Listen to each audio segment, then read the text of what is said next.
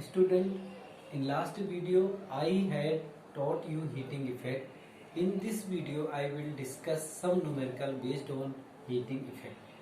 Our first numerical is given that in this figure we have to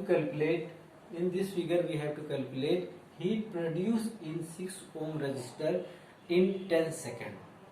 okay, तो हमें क्या find करना है, 6 ओम रजिस्टर में कितनी हीट 10 सेकेंड में प्रोड्यूस होगी.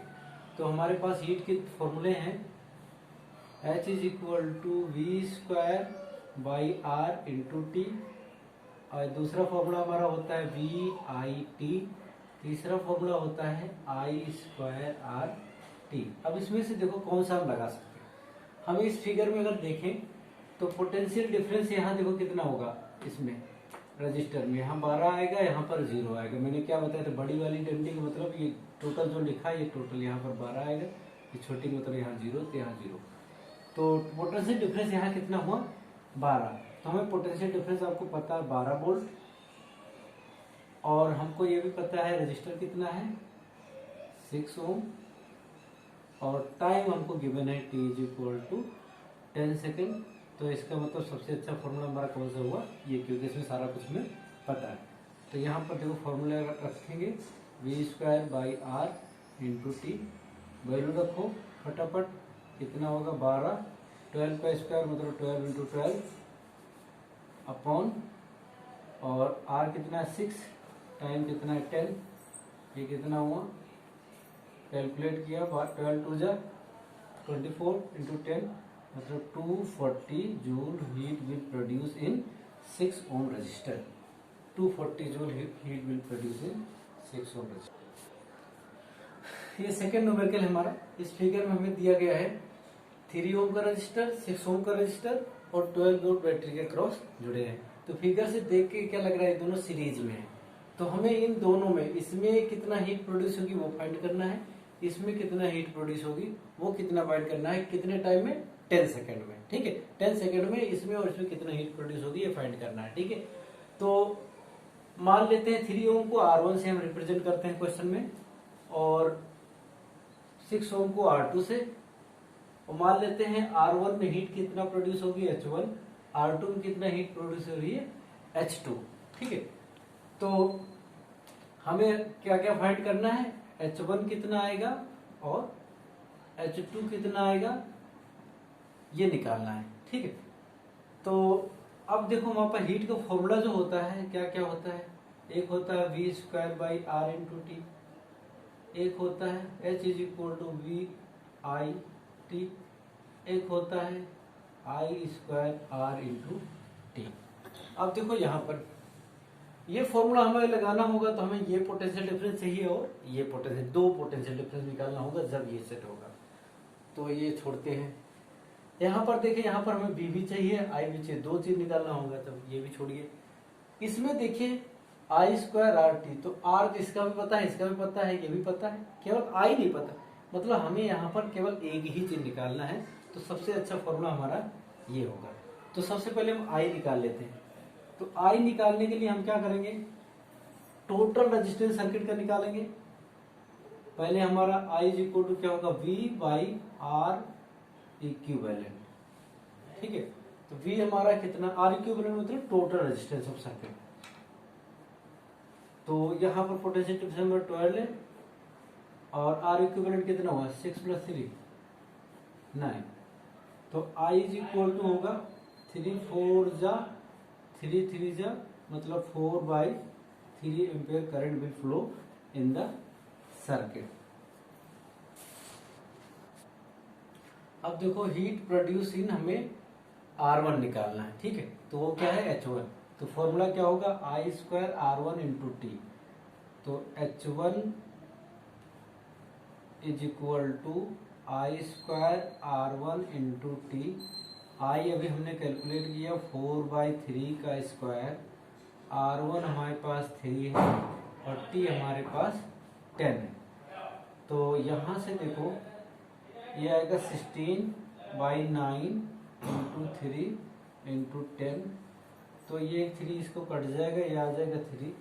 यहाँ से 16 इंटू 10 कितना आएगा 160 ये आएगा 3 जूल, मतलब 160/3 जूल हीट विल प्रोड्यूस। हो गया। अब हमें निकालना हीट प्रोड्यूसिंग R2। तो फॉर्मूला फिर वही I² R2 इंटू टी। आई की वैल्यू हमें पता थी, कितना थी 4/3।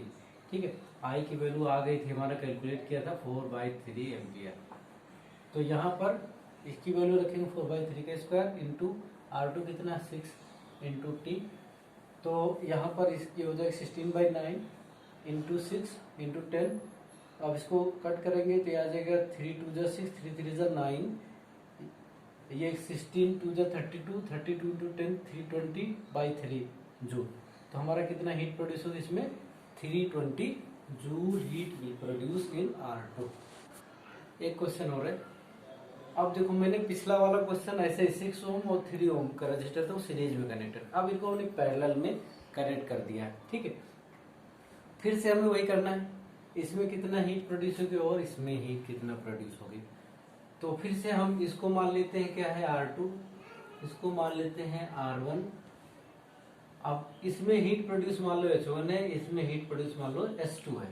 तो हमें R1 में R2 में कितना हीट प्रोड्यूस होगी, टाइम हमारे पास है 10 सेकेंड। ठीक, अब इस क्वेश्चन में देखो सभी में पोटेंशियल डिफरेंस क्या है सेम, वो भी कितना है 12 वोल्ट।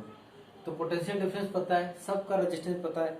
तो इसमें सबसे अच्छा फॉर्मूला हमारा कौन सा होगा, H = V²/RT, क्योंकि इसमें हमें सब कुछ पता है, कुछ निकालना ही नहीं है। तो अब हीट प्रोड्यूस इन R1, मतलब R1 में कितना हीट प्रोड्यूस होगा, ये मान लो क्या है H1। H1 = क्या होगा 12² R1 की वैल्यू कितनी है 3 इंटू टाइम हमारे पास 10 सेकेंड है, ये हमारा आ जाएगा 144 इसको और सॉल्व करेंगे, अगर हम सॉल्व करना चाहें तो ये आएगा 3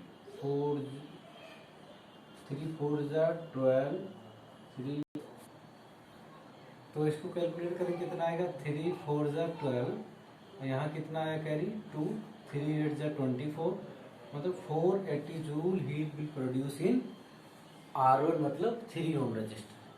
अब now we have to calculate H2, मतलब हीट प्रोड्यूस इन R2।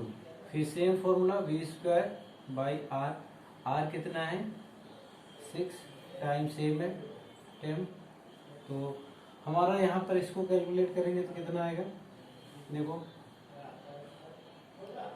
इसको और आगे कैलकुलेट करेंगे 1440/6, तो ये हमारा आ जाएगा 240, मतलब हीट कितना प्रोड्यूस होगी 240 जूल हीट विल प्रोड्यूस। अब हम आप लोगों को एक बहुत इम्पॉर्टेंट चीज बताने जा रहा हूँ जो आपको बहुत जरूरी है याद रखना। देखो ये दोनों सर्किट में हमने हीट आपको दिखवाया था, इसीलिए हम सेम टाइप का रेजिस्टेंस लेके आपको कंपेयर।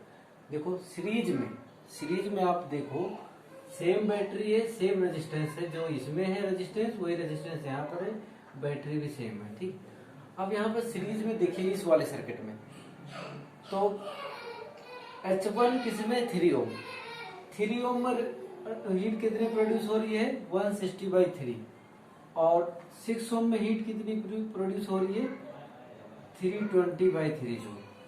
मतलब सीरीज में जो रजिस्टर ज्यादा है, मतलब जिस रजिस्टर की वैल्यू ज्यादा है उसमें हीट ज्यादा प्रोड्यूस हो रही है। और इसमें देखिए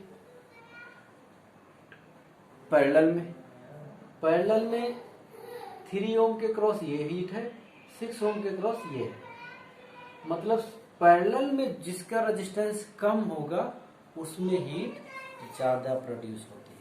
तो यहाँ पर हमें नोट कर लेना चाहिए सीरीज में heat directly proportional to resistance, किसमें इन सीरीज, शॉर्ट में लिख लीजिए। ठीक है, और हमारा मतलब हीट रेजिस्टेंस ज़्यादा होगा तो हीट, और पैरेलल में अगर हीट देखा जाए तो जिसमें जो रेजिस्टेंस कम है उसमें हीट ज़्यादा है। ये देखो मतलब ये मतलब कोई रूल नहीं है, फॉर्मूला नहीं है, इसको वो न मान लीजिए। एक्चुअली में हम समझाना चाह रहे हैं आपको कि जो आपको ये समझना है कि सीरीज में जिसका रेजिस्टेंस ज़्यादा होगा उसमें हीट ज़्यादा प्रोड्यूस होगी। जिसका रेजिस्टेंस ज़्यादा होगा सीरीज में उसमें हीट ज़्यादा प्रोड्यूस होगी, क्योंकि करंट सेम फ्लो होगी। सेम यहाँ पर पैरेलल में जिसका रेजिस्टेंस कम होगा उसमें हीट ज़्यादा प्रोड्यूस होगी, क्योंकि पोटेंशियल डिफरेंस सेम होता है। और फॉर्मूला इसमें हमारा क्या होता है, V²/R×T। तो V तो दोनों में सेम है, मतलब R जिसका कम होगा उसमें हीट ज़्यादा प्रोड्यूस होगी। ये आपको नोट करना है। एक बार मैं फिर से रिपीट कर रहा हूँ, सीरीज में उस डिवाइस में या उस बल्ब में ज़्यादा हीट प्रोड्यूस होगी जिसका रेजिस्टेंस ज़्यादा होगा, और पैरेलल में उसमें हीट ज़्यादा प्रोड्यूस होगी जिसका रेजिस्टेंस कम होगा। इस पर एक क्वेश्चन बहुत इंपॉर्टेंट आता है हमारे पास। बल्ब क्वेश्चन जनरली होता है, ये 2-3 बल्ब लगा देंगे, एक कंडीशन होगी सीरीज में लगा देंगे, दूसरी कंडीशन होगी पैरेलल में लगा देंगे, उसमें उसकी रेटिंग भी दी जाती है। ठीक है, तो हमें उसमें बताना होता है किसकी ब्राइटनेस ज्यादा होगी। तो ब्राइटनेस का मतलब जिसमें ज्यादा हीट प्रोड्यूस होगा उसमें उतना ज्यादा ब्राइटनेस होगी, जिसमें ज्यादा हीट प्रोड्यूस होगी उसमें ज्यादा ब्राइटनेस होगी। इसका मतलब सीरीज वाले कनेक्शन में अगर सीरीज में बल्ब है तो ब्राइटनेस उसकी ज्यादा होगी जिस बल्ब का रेजिस्टेंस ज्यादा होगा, और पैरेलल वाले केस में उस बल्ब की ब्राइटनेस ज्यादा होगी जिसका रेजिस्टेंस कम होगा। फिर से एक बार रिपीट करता हूं, सीरीज वाले कनेक्शन में उस बल्ब में ब्राइटनेस ज्यादा होगी जिसका रेजिस्टेंस ज्यादा होगा, पैरेलल वाले कनेक्शन में उस रेजिस्टेंस की ब्राइटनेस ज्यादा होगी जिसका रेजिस्टेंस कम होगा। ठीक है, और एक क्वेश्चन भी आता है इसमें कि कौन सा बल्ब जल्दी फ्यूज हो सकता है। तो फ्यूज भी वही होगा जो ज्यादा ब्राइट होगा। तो सेम है, जिसमें ब्राइटनेस ज्यादा होगी वो फ्यूज जल्दी होने के चांसेस होते हैं। तो यहाँ पर सीरीज वाले कनेक्शन में फ्यूज जल्दी कौन हो सकता है, जिसका रेजिस्टेंस ज्यादा हो। इसमें फ्यूज कौन जल्दी हो सकता है, जिसका रेजिस्टेंस कम हो। ये हमें आपको याद रखना है।